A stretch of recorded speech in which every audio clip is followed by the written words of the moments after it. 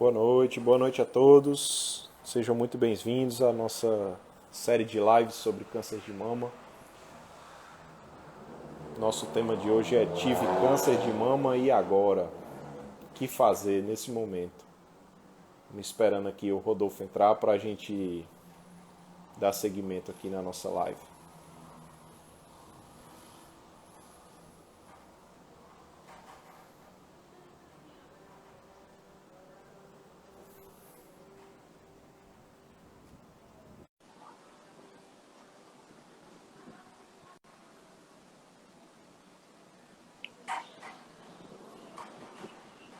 Boa noite!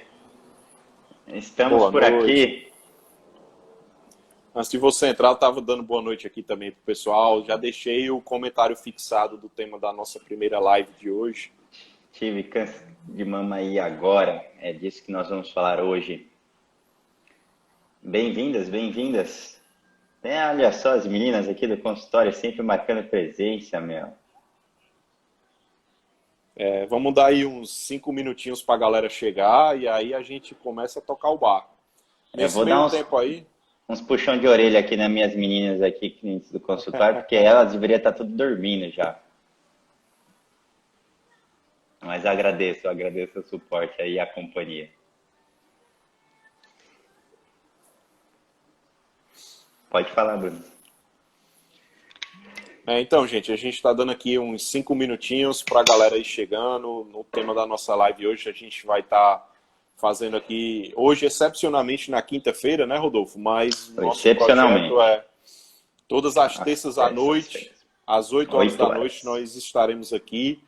Então, hoje a gente vai estar falando sobre esse tema, o câncer de mama, tive câncer, e agora? Na próxima terça, às 8 horas, vai ter Isso Pode Causar Câncer. Então, essa vai ser uma outra live. Na terça subsequente, às 8 horas da noite, nós vamos falar sobre espiritualidade e câncer.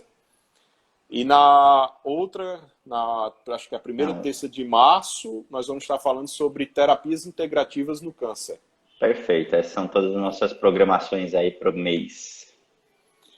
E vou me apresentar, né? Então, meu nome é Bruno, sou médico oncologista clínico. E se apresenta aí também, Rodolfo.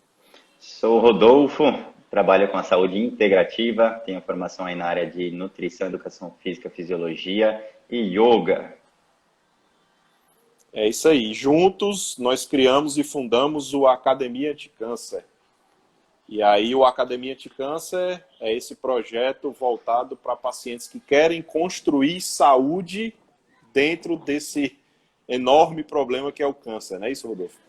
A nossa proposta, inclusive, tem que ficar um pouco mais clara, que eu acho que nem todo mundo tá entendendo, é uma proposta online, tá? De uma plataforma, um site, um espaço onde vocês têm ali um login, uma senha, uma assinatura, e lá vocês vão encontrar muitas e muitas horas de vídeos gravados com altíssima qualidade, de uma forma muito didática, para que vocês entendam todas as ferramentas, entendam a doença, entendam como comer, como suplementar, como se movimentar, como usar o yoga, como meditar, como respirar. É toda uma gama, né, de ferramentas mesmo, de um estilo, de uma construção de estilo de vida, para que vocês tenham um suporte muito mais rico para encarar essa jornada aí, que realmente não é fácil.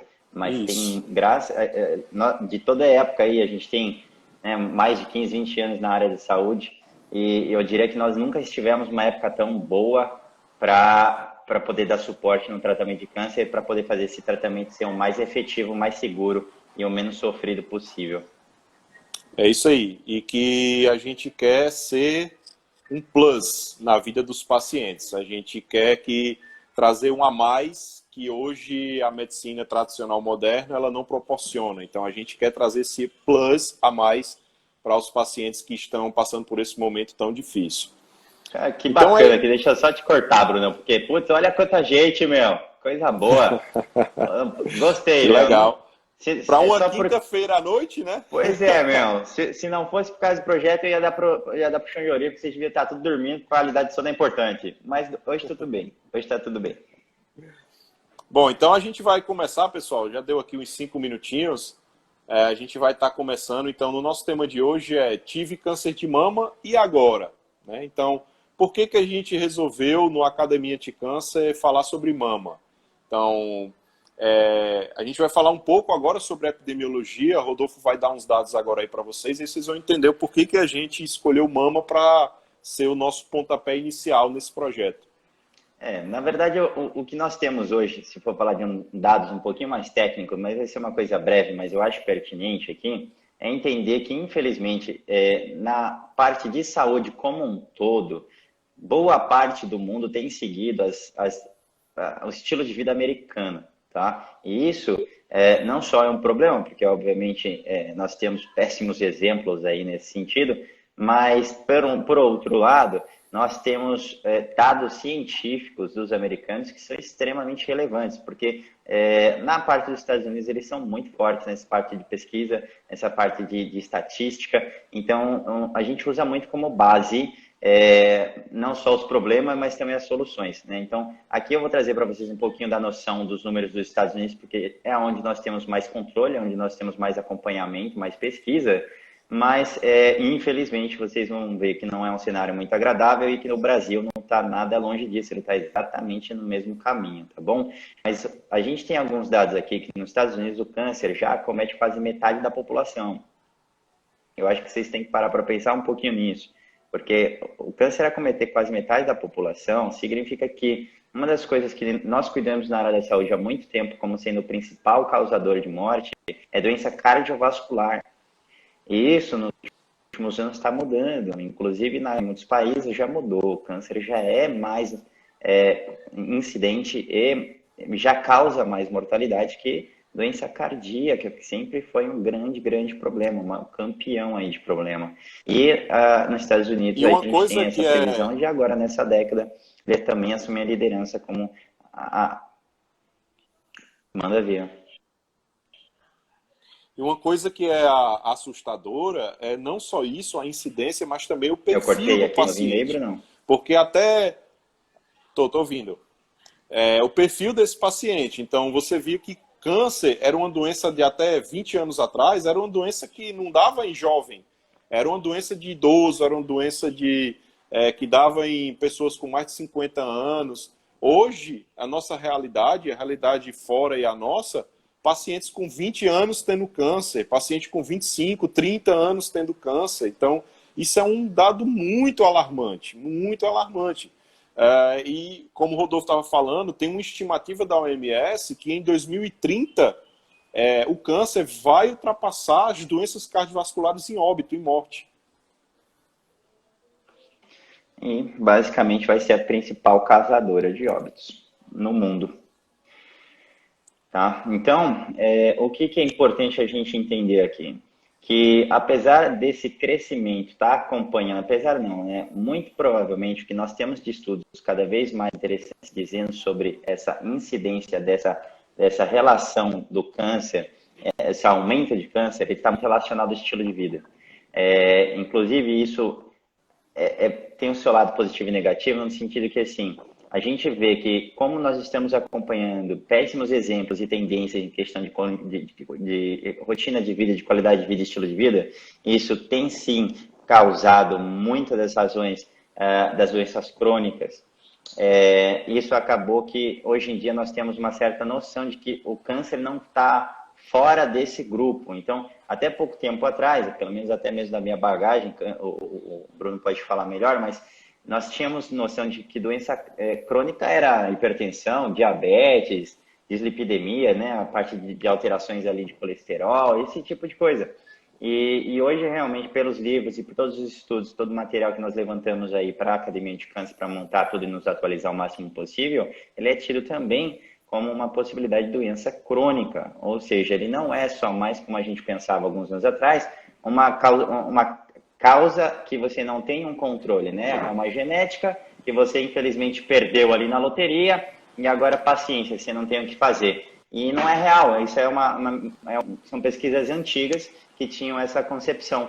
E hoje a gente entende que existe uma causa um pouco mais direta com a questão da qualidade de vida, com as escolhas, com o estilo de vida, além da parte genética, não é isso, Bruno?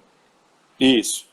Então, isso é muito notório quando a gente vê os dados estatísticos. Então, a gente vê que em países como o da Ásia, ou África, a incidência de câncer é bem menor do que em países ocidentais, que têm vamos dizer assim, um estilo de vida regrado pelos padrões que a gente pode dizer norte-americanos, como o Rodolfo estava falando antigamente. E é muito fast food, é muita correria, é estresse, não para, não tem tempo para se exercitar, para comer bem, para meditar, para relaxar, para ter um sono de qualidade. Então, tudo isso junto acaba trazendo uma série de malefícios, não só para o câncer em si, como ajudando a formar e aumentando o número de casos de câncer, mas também de outras doenças crônicas, como ele falou.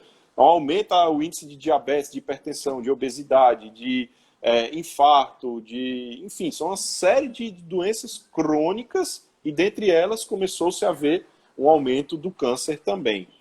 E aí, puxando para o câncer de mama, por que a gente resolveu falar sobre o câncer de mama? Então, vocês terem uma ideia, no último ano agora, 2020, dados dos Estados Unidos são que mais de 160 mil mulheres tiveram câncer de mama, e dessas quase 40, aproximadamente 40, 50 mil foram a óbito. Então é um número muito, muito, muito significativo.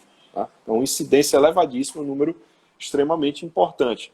Trazendo para os nossos dados aqui do Brasil, o INCA já estimou que esses números são em torno de 60 mil novos casos ano para as mulheres, com uma estimativa de óbito em torno aí de 20, 25 mil óbitos por ano por câncer de mama. Então, é uma patologia realmente extremamente incidente no nosso meio e extremamente relevante. Então, trazendo um pouco aqui para o nosso tema, né? E aí é o que gera muita angústia nas mulheres. Então, mas e aí, doutor? Eu tive o câncer, e agora? O que eu vou fazer? Porque esse diagnóstico, essa notícia, quando você tem, é impactante de duas formas. Tanto impacta muito a questão da vida pessoal da paciente, como a família ao redor. E muitas vezes transforma essa família.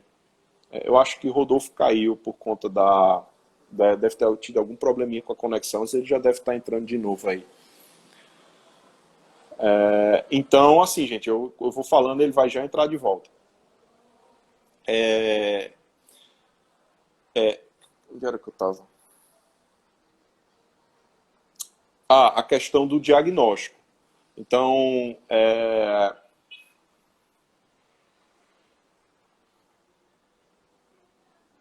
Rodolfo, você tem que pedir para participar novamente.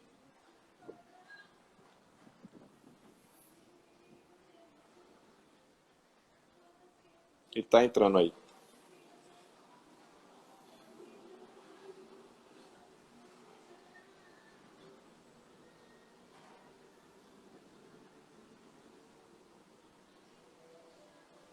Aí, ele voltou. E aí, agora vai?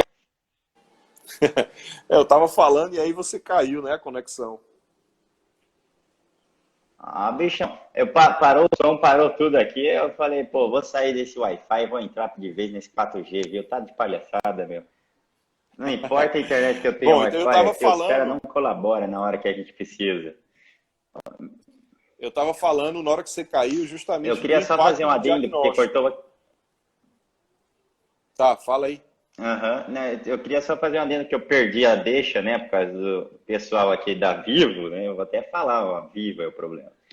Mas eu tenho um dado que eu acho muito interessante, que realmente nas pesquisas que a gente levantou para a Academia de Câncer, que me chamou muita atenção, que é a progressão nos últimos 150 anos. Tem uns dados muito interessantes que eles fizeram todo no levantamento nos últimos 150 anos do câncer, em especial o câncer de mama até. E eu achei interessante por quê? Porque em 1900, quando eles começaram a pegar boa parte desses dados aí, existia 1 em 20 pessoas com câncer. Aí, na década de 40, 1 em cada 16. Na década de 70, 1 em cada 10. Tá? E na década de 60, o câncer de mama alcançou uma incidência em 1 em cada 20 mulheres. E agora, a última mais recente desse dado, em 2016, 1 em cada 8. Isso aí me chamou muita atenção, né? Por quê? Porque essa é uma casuística, a gente fala, uma epidemiologia que cruza, anda em paralelo, igualzinho a todas as doenças crônicas, a obesidade, a diabetes, a pressão alta. Se vocês pegarem depois para jogar qualquer coisa na internet, no Google, que seja, vocês vão ver que a progressão, o aumento, né, de todas essas doenças crônicas, ela vem acontecendo nessa mesma relação, de uma forma extremamente acelerada a cada década e principalmente na última década. Então, fica até um tanto claro, né, a relação que as escolhas de estilo de vida das pessoas têm no câncer também, né? Porque está tudo aumentando na mesma, mais ou menos, magnitude. E isso tem que deixar claro para eles também, Rodolfo, que tem um impacto direto com a questão do estilo de vida, mas também avançou muito a questão do diagnóstico. Então, melhorou-se muito a questão dos exames, os exames de rastreio, as técnicas. Então, a tecnologia, ela também chegou nesse sentido. Sem então, dúvida. hoje, diagnostica-se muito mais também do que no passado, por conta desse avanço tecnológico. Então, isso também tem impacto no número de diagnósticos que nós damos. De casos. E de casos. Perfeito. E consequente tratamento, né? E aí eu O que estava nos falando... dá muito mais respaldo para resolver o problema. É isso aí. Isso. Então, eu estava falando a questão, quando você caiu, a conexão da questão do impacto do diagnóstico em si, tanto na vida do paciente, pessoa e na família, da pessoa, né? e na família. Isso. Então, muitas vezes é aquela sensação de que não tem chão, o paciente fica sem chão. Então, e aí é aquela questão, poxa, eu vou morrer. A primeira coisa, a primeira angústia, o primeiro pensamento que vem na cabeça das pessoas é, vou morrer. E não é bem assim. Então, quando se dá o diagnóstico dessa doença, a gente sabe que mexe não só com o paciente, como mexe também com toda a estrutura familiar, principalmente dos que estão mais próximos. Porém, o que vai dar o marco para isso é o que a gente chama de estadiamento, é o TNM, que a gente fala na nossa linguagem aqui do científica, né? O pessoal da saúde fala TNM. Mas não, nos pacientes o que eles precisam saber... Só fazer um adendo aqui, Liz. Liz Meira trouxe uma participação aqui que eu achei bem interessante, Liz. A gente vai discutir só um pouquinho, acho que no final acho legal a gente usar esse caso que você falou aí, só para a gente explicar um pouco melhor, para que você tenha esse entendimento da situação aí do pai, porque realmente isso é uma situação que a gente precisa entender, né? Mas a gente segura isso daí um pouquinho, tá bom? Pode continuar lá, Bruno. Tá. Então... esse é o ponto-chave, gente, é a gente saber o estadiamento do tumor. Então, o estadiamento é saber realmente qual o real tamanho, o que ele está acometendo. Então, existe essa nomenclatura que a gente utiliza, que a gente fala TNM, que T é o tamanho, realmente, N é se tem linfonodo acometido, então... linfonodo nós temos presente em todo o corpo, que é o sistema linfático, que é o nosso primeiro sistema de defesa. E no caso dos tumores de mama, ele vai acometer principalmente a região axilar do lado da mama que apresentou a lesão, podemos dizer assim. E o M é metástase. Então a gente precisa, no momento do diagnóstico, fazer esse estadiamento. É saber o tamanho, se teve acometimento de linfonodo e se deu lesão à distância. Então... isso vai nortear diretamente o nosso tratamento e o prognóstico para o paciente. Claro que não é só isso, mas de uma forma mais simples, é isso basicamente que vai definir assim, qual que vai ser os nossos próximos passos. É isso. Eu acho que vale até fazer um acréscimo aqui, que, assim... a medicina tradicional, e principalmente a oncologia tradicional, basicamente com tudo isso que a gente falou aí de evolução do diagnóstico, de identificar o problema e, consequentemente, também do aumento dos casos, não só porque aumentaram, mas também porque nós ganhamos mais possibilidade de diagnóstico, nos permitiu também evoluir muito no tratamento, né, com as medicações, da parte de químio, da parte de rádio, nos procedimentos cirúrgicos. E... assim, a gente tem que entender que existe um ponto negativo e um ponto positivo para toda medicação, tá? Então, como toda boa ferramenta, a gente tem que saber avaliar contexto, e é por isso que o médico que acompanha cada caso tá ali de responsável para fazer isso. E a nossa intenção aqui é poder enriquecer esse processo, né? E aí, eu acho que vou fazer aqui um advogado do diabo, hein, Bruno? Aí você faz seu papel aí de médico. Mas quando a gente entra com a visão da saúde integrativa, que é o que eu estou tentando trazer junto com o Bruno aqui para o projeto da Academia de Câncer, tem umas das coisas que chamam muita atenção, que é assim, dentre todos os tratamentos que existem na medicina das principais doenças aí, principalmente dessas crônicas, eu diria que a mais agressiva é a do câncer, independente de qual seja, né? Câncer de mama ou qualquer outro. E eu acho que isso me chamou muita atenção para poder fazer esse trabalho com o Bruno, porque, inclusive, fazendo algumas experiências com ele no hospital, em atendimento no SUS, isso me chocou bastante, né? Porque eu falei assim, puxa, não é possível que a gente não pode fazer melhor que isso, né? Por quê? Apesar de toda essa evolução ter nos dado bastante vitória em algumas batalhas dentro da oncologia tradicional, a gente ainda está numa situação onde, em que o paciente que só faz a oncologia tradicional, ele fica numa situação de passividade e de um certo jogo de sorte, sabe? Por quê? Porque a medicação, ela vai fazer tanto bem quanto ela vai fazer mal. Se o organismo resistir e sobreviver ao processo, aí a possibilidade de cura é grande. Mas se o organismo não aguentar o tranco, aí é realmente onde normalmente nós vemos a óbito. E mesmo quando ele sobrevive ao processo e resolve o problema, muitas vezes fica uma sequela que gera um câncer futuro novamente, ou gera um efeito colateral aí no metabolismo, ou no cérebro. Então tem uma série de efeitos colaterais ainda futuros que podem vir a acontecer em até 10 anos. Eu queria que o Bruno desse uma pincelada em relação a esses prós e contras, porque eu acho que é aí que a Academia Anticâncer ganha bastante importância e mostra bastante a razão pela qual a gente está fazendo esse projeto. Isso. Isso que o Rodolfo trouxe para a gente agora na live é justamente isso que a gente está tentando trazer. Então, o que é essa questão da integração? É a gente utilizar o que a gente tem hoje de mais moderno na medicina tradicional, que seja quimioterapia, seja rádio, seja imunoterapia, seja terapias-alvos. Então, enfim, independente da modalidade terapêutica, a gente trazer um plus para o paciente, é o algo a mais. Por quê? A gente sabe que, como ele falou, com o avanço da tecnologia, com o avanço das medicações, cada vez mais vem surgindo medicações novas no mercado. Então, mas hoje, para tratar realmente assim câncer, a gente ainda utiliza muitas medicações que foram desenvolvidas no século passado, na década de 80, década de 90. Então, e a gente sabe que essas medicações, elas atuam tanto contra a célula neoplásica, como também elas vão pegar as células do paciente que não estão doentes. Então, e isso faz parte do jogo, então é o perde-ganha. A gente tem que realmente ser agressivo por conta de tentar dar o máximo de resposta para o paciente naquele momento. Só que, como o Rodolfo falou, então muitas vezes o paciente ele não tem a questão de ter o seu organismo preparado para isso.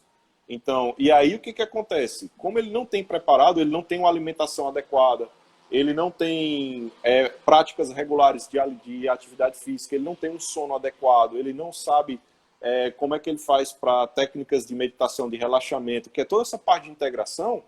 Então, quando ele não consegue fazer isso, muitas vezes a gente não consegue, até muitas vezes, terminar ou fazer o tratamento no período que a gente tinha programado, porque o paciente tem muito efeito colateral, debilita muito, acaba que perde peso, não consegue, e acaba muitas vezes deteriorando. Então, de uma forma mais precoce do que o que a gente poderia fazer integrando todas essas ferramentas, podemos dizer assim. Então, a nossa proposta é justamente essa, não é abandonar absolutamente nada. Pelo contrário, a gente quer justamente trazer tudo com embasamento científico. O que a gente tem de mais moderno hoje na medicina? O que a gente tem? A gente pode usar químio? Pode usar radioterapia? Deve usar a químio, deve usar a imuno. Mas, ao mesmo tempo, a gente pode usar outras ferramentas que, como o Rodolfo falou, vai tá forte, é como se você transformasse o seu corpo numa fortaleza, para quê? Você reduza a chance dessa doença voltar no futuro e você tenha mais qualidade de vida, não seja uma coisa tão, assim, tão sofrível durante o tratamento e depois você Debilitante. continuar debilitado depois. Mesmo quando você termina o tratamento, continuar debilitado. É isso aí. Basicamente essa é a nossa proposta aqui.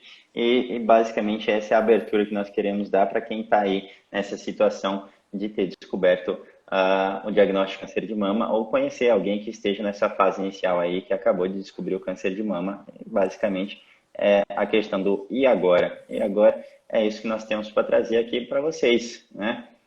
Tem esse processo aí de entender que tem sim uma estatística gigantesca, tem esses processos diagnósticos que o Bruno falou, de identificação aí de tamanho, de todas as características, para entender muito da severidade ou não da doença, porque a gente acredita que essa parte do conhecimento é importante para que a pessoa tenha uma racionalidade e uma maturidade ao encarar o problema, né, focando na solução. E aí a gente tem esse entendimento de que, sinceramente, por mais que seja um cenário bastante grave, é, sem dúvida nenhuma, a melhor época que nós já tivemos na medicina para combater esse tipo de doença. Então, é o melhor momento para estar encarando aí esse tipo de doença. E aí nós queremos trazer o que tem de melhor dentro das principais áreas da saúde que tem ferramentas para acrescentar no tratamento de câncer de mama. Isso, é isso aí. Então, o seu tratamento, a questão se você vai precisar fazer cirurgia, e aí se vai ser uma cirurgia que vai retirar a mama completa, ou vai se retirar só um quadrante, um segmento da mama, se você vai precisar fazer radioterapia complementar, se vai fazer quimioterapia antes ou quimioterapia depois da cirurgia, se vai precisar fazer, por exemplo, bloqueio hormonal, ou vai precisar fazer anticorpos monoclonais, que são todas ferramentas, são todas opções terapêuticas que a gente acaba usando no nosso dia a dia. Isso tudo vai depender do estadiamento. Então, tudo que você... todo o arsenal terapêutico que nós temos disponível vai depender justamente disso, do momento em que foi dado o diagnóstico. Então, qual que é a minha real situação no momento do diagnóstico? E a gente tem alguns exames que a gente acaba pedindo para as pacientes. Então, por isso que muitas vezes você chega na consulta, não tem os exames todos, é que a gente acaba pedindo. Então, muitos exames que precisam ser complementados para a gente justamente saber essa real extensão da doença acabam sendo uma cintilografia óssea, que é um exame que a gente vai rastrear toda a parte óssea do paciente, vai ver se ele tem ou não acometimento de lesão na parte do esqueleto, então a parte óssea. A gente acaba pedindo, a depender do estágio, ou seja, acima... Quando o paciente tem o que a gente classifica um estágio 2 para cima, então a gente acaba pedindo tomografia de tórax, tomografia de abdômen, para justamente ver se a doença está localizada realmente na mama só ou se ela está localizada em outros locais. Então, por isso que a gente às vezes acaba lançando mão dessas ferramentas de exames de imagem para definir a partir daí qual que é o próximo passo do paciente, qual que é o próximo passo no seu tratamento. Perfeito. Vamos dar uma conversada aqui mais direto com o que o pessoal falou. Ó, tem algumas questões aqui, por exemplo, Miriam Boulosa. Estão nessa situação buscando conhecer as ferramentas. Não só nas lives, toda terça-feira à noite. Essa foi uma exceção, você vai ter bastante noção.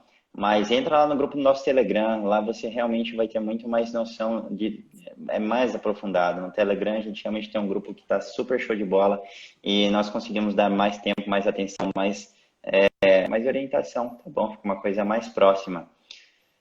Eu gostei bastante da participação da Lisa aqui. Aqui, bacana, ó. Ela colocou bastante coisa, pelo jeito que ela passou. Você consegue ler aí? Muitas histórias aí. Eu acho uma coisa que consigo.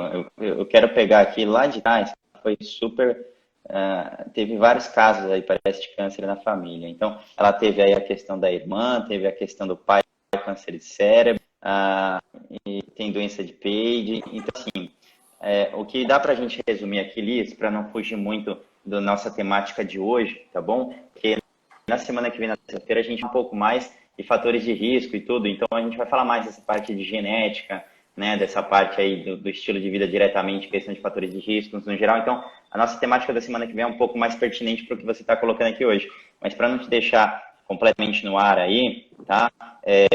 Primeiro deixa eu direcionar todo mundo, né? Não só o pessoal aqui que falou que está nessa situação do câncer e agora. Assim, todo mundo que já tiver em situação de diagnóstico de câncer ou conhecer pessoas que estejam, passa não só o nosso canal para estar acompanhando as lives, mas passa acima de tudo também o Telegram, tá bom? O grupo do Telegram é uma coisa muito mais próxima que a gente consegue dar uma atenção muito maior.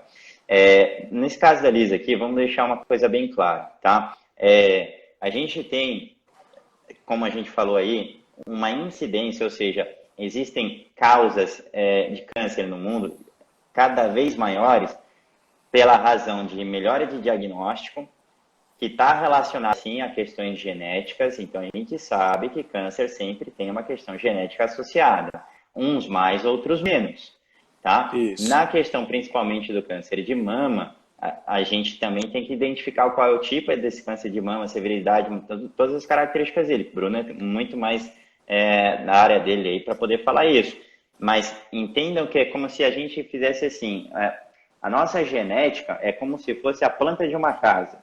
Então, você tem ali no papel uma série de informações que estão ali disponíveis para construir uma casa. Mas quem, de fato, vai fazer a casa acontecer de uma forma toda organizada, bonitinha, certinha ou não, é a construção, é a construtora. Então, o que acontece é que a pessoa, por mais que tenha uma característica genética pré-determinada, é responsável em grande parte em executar a construção daquela casa segundo essa planta ou mudar a planta. Então, existe uma participação, uma responsabilidade, um poder na nossa mão, né, de fazer mudanças nessa planta, de fazer uma parede que foi feita para dar problema, diferente antes dela dar problema. Né? E, entretanto, quando isso obviamente não acontece, a gente acaba tendo praticamente um problema garantido. Tá? E cuidado para não achar que, infelizmente, quem se cuida está se cuidando de fato. Não é real, tá? A coisa que eu mais escuto no consultório nesses quase 20 anos é a pessoa chegar aqui obesa e falar para mim assim: eu não sei porque eu engordo, porque eu só como frango e salada. Né? Então, assim, as pessoas têm uma noção a ilusão, de que né? existe... Então, assim, cuidado, porque saber o que está fazendo é um pouco mais complexo e cheia de nuances, porque cada indivíduo é um indivíduo. E, inclusive, por essa questão genética, por exemplo, nesse contexto da Lisa aí, tem uma série de cânceres na família. Então, esse é um contexto que já deveria estar sendo analisado para quem ainda não tem, de uma forma um pouco mais cuidadosa. Por quê? Porque existe todo um estilo alimentar de construção de rotina de saúde diferente do que seria para uma pessoa que não tem tantos riscos ali de predisposição genética. Então, o comer certo, o se exercitar correto, a questão da construção de saúde, ela não é padrão. Comer salada não é bom para todo mundo, tá? Comer carne, frango, não é bom para todo mundo. Fazer exercício, tem um monte de tipo de exercício. Tem exercício que vai matar a pessoa no fim de semana, entendeu? Então, isso não é tão simples quanto parece. Cuidado para traçar essas correlações do tipo, fulano era tão saudável e teve câncer. Fulano nunca fumou e teve câncer de pulmão. Fulano fez isso e aquilo, e era atleta e teve o problema mesmo assim. Não é real. Vocês não estão vendo o contexto completo, que não tem muitas vezes a informação genética e tem muita nuance, tá bom? Isso. Tem muita nuance. São muitos fatores. Só complementando isso que o Rodolfo falou da questão genética, é o seguinte, gente. Todo mundo, nós todos, toda a população, nós temos o que a gente chama de oncogenes. Todos têm, eu tenho, o Rodolfo tem, todo mundo tem. A questão é que nós temos oncogenes bloqueadores e oncogenes ativadores. Então, como ele falou, é a construção da sua casa. Então, por mais que muitas vezes você tenha uma história forte familiar genética, tenha mutações, tenha tudo isso, se você tem uma construção pessoal de saúde muito forte, você tem um sistema de qualidade de vida diferente, você pode deixar esse gene muitas vezes lá dormindo. Então, isso não necessariamente significa que você vai ter câncer, porque você tem uma história familiar muito positiva, né? Isso é evidente já em vários estudos, várias pesquisas já estão mostrando isso também. Então, é como o Rodolfo falou, o cara diz, o fulano é atleta e teve, então levo minha vida aqui, que isso é uma loteria, qualquer um pode ter, mas não é bem assim. Então, você não conhece o dia a dia do fulano. Você não sabe, muitas vezes o cara diz que é atleta e fuma uma carteira de cigarro por dia, mas faz lá 40 km de bike, faz 10 km de natação, mas bebe todo dia ou bebe final de semana, fuma. Então, assim, a gente não sabe como é isso no íntimo, no dia a dia. Então, tem que ter muito cuidado nessa parte aí, como o Rodolfo falou. E no longo prazo, né? Porque não tem como a gente estar ciente no longo prazo, né? Quais foram as escolhas que cada pessoa teve nos últimos 10, 20 anos? Porque o desenvolvimento do câncer, ele é prolongado, é uma doença crônica. Então, é um contexto que realmente começa muitas vezes cedo. Infelizmente, nos dias de hoje, começa já na infância, acredite ou não. Então, é uma coisa que é bem mais aprofundada essa pesquisa e entendimento, tá bom? Bom, a Eliane colocou aqui, Rodolfo, doutor Bruno, tive câncer, fiz todo o tratamento, levo minha vida normal. Depois de tudo, eu bebo cerveja, ainda fumo. Me dê fé em um conselho e me ajude ao menos a parar de fumar. Bom, o conselho aí para ela, né, Rodolfo, pelo menos entra lá no grupo do Telegram da gente. Entra lá que eu vou te dar puxão de orelha todo dia.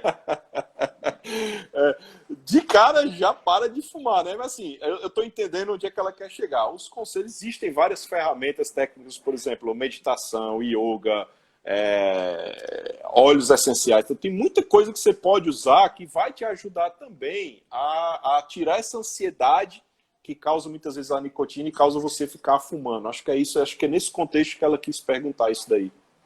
Não, mas sem dúvida, entenda que assim, isso é uma das coisas que realmente a gente conversa bastante no consultório, que o problema nunca é o sintoma, tá? No sentido que assim, quando a pessoa tem uma problemática de comer errado, fumar, e ter essa dificuldade, digamos, de correção de alguns vícios, os vícios, eles são compulsos, construções de hábitos errados, que vieram como sintoma, como uma válvula de compensação e de escape de um problema de fato, de uma causa de fato que está ali por baixo, tá? Muitas vezes isso é um contexto que precisa ser desamarrado, tem uma cebola que você tem que descascar, às vezes você vai ver, tem deficiências nutricionais que estão causando um certo nível de cansaço ou de estresse que a pessoa está tentando compensar ali com um cigarro ou com café ou com outras substâncias, tem uma má qualidade de sono, que daí acaba gerando também um maior nível de estresse, de ansiedade. Então, percebe que é um efeito dominó, que muitas vezes começa em um lugarzinho que você nem percebe, que vai acarretando em várias outras complicações, e quando você vai ver, como não foi tratado o problema de base, acaba criando vícios e compulsões que são sintomas só para tentar abafar a situação. Eu costumo dizer que assim, é como se a gente tivesse uma panela de pressão, e aí aquela pressão ela já está tão grande que se cria uma válvula de escape. Só que essa válvula de escape, ela tem limite e ela muitas vezes é prejudicial se você tem uma válvula de escape que foi inconsciente, sabe? Que veio muito mais por, assim, reatividade, a gente fala. O cigarro, a comida, a bebida, etc. Né? E não são escolhas saudáveis, são escolhas conscientes, são escolhas emergenciais. É uma medida de SOS, de desespero, porque se não fizer aquilo, a panela de pressão estoura. E aí, paciência, se você não se munir de melhores ferramentas, eu vou dizer, para ser sincero, sem válvula de escape nenhuma, você não pode ficar, porque senão a panela estoura de vez. Então, o ideal é realmente você substituir essas ferramentas por outras. Você não pode simplesmente achar que o problema é fumar, ou é isso, ou é aquilo, tentar cortar isso, e o problema de causa ali na base, a raiz da questão, continua. Aí é que você tem um problema ainda maior, tá bom? A Silvânia Maria Gomes, eu acho. Ela colocou aqui, a questão genética. Eu tive câncer com 48 anos, 5 anos depois minha irmã e minha mãe com 83 anos. Todos mama.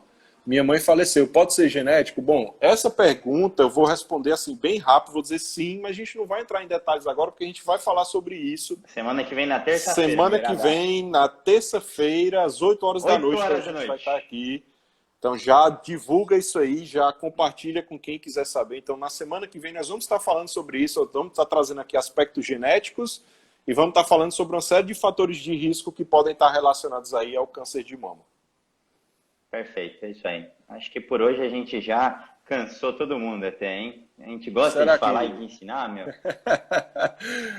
tem mais perguntas aqui? Tô só passando aqui para ver do se que ainda já ouvir, tem. não. Já está, Quem já foi está que sendo falou feita lá no que Brasil. ainda... Hã? Tem pessoal aqui, inclusive, falou que teve dificuldade para entrar no grupo do Telegram. É, não é complicado de entrar lá no Telegram, não. Tem como entrar pelo meu e pelo seu, não é? Instagram, Tem, Bruno? tem. Pelo Instagram você vai lá na bio, clica lá e vai ter lá. Acesse o grupo do Telegram. Você clica lá e já cai direto no grupo do Telegram. Ou, Tanto se aqui no quiser, Instagram meu, da você... Academia de Câncer, como do Bruno, né? Isso. Você clica lá na bio, vai ter uma ferramenta, você clica, já vai abrir lá a opção de você clicar e já entra no grupo do Telegram. Uma outra forma também, se quiser, você baixa o aplicativo no seu celular lá, o Telegram, e procura lá, Academia de Câncer de Mama. E aí entra, que já vai estar lá na nossa comunidade. É isso aí. Show de bola. Espero todo mundo lá, em especial a que está precisando de uns puxão de orelha e de mais ferramentas aí para parar com esse cigarro e com essa bebida. Minha irmã fez mamografia e ultrassom, que não deu muita clareza e fez a biópsia. Ah, é Elis que está falando aqui, mas Rodolfo já falou. Deus realmente me colocou na mão certa, confio muito no Dr. Bruno. Obrigado, Marleide. Marleide é paciente, querida. Não fiz parceria com qualquer pessoa, não, meu. O cara é um fenômeno. Deixa eu ver aqui. Parabéns, doutor Bruno. Sou filho de Vanessa Cleide e agradeço o senhor por tudo que faz por ela. Nada, gente. Os parentes dos pacientes aqui estão participando. Que bom que está todo mundo participando aqui. Que show de bola. Isso é um bom sinal. Oliveira, excelente exemplo, professor. Não sei se sou eu, é com você.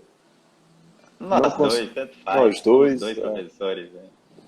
Eu tive de mama em 2007, fiz químio antes da retirada da mama, fui a primeira da família, até depois já tiveram várias pessoas da família, um até foi suicídio, então graças a Deus estou curada. Que bom, Lúcia.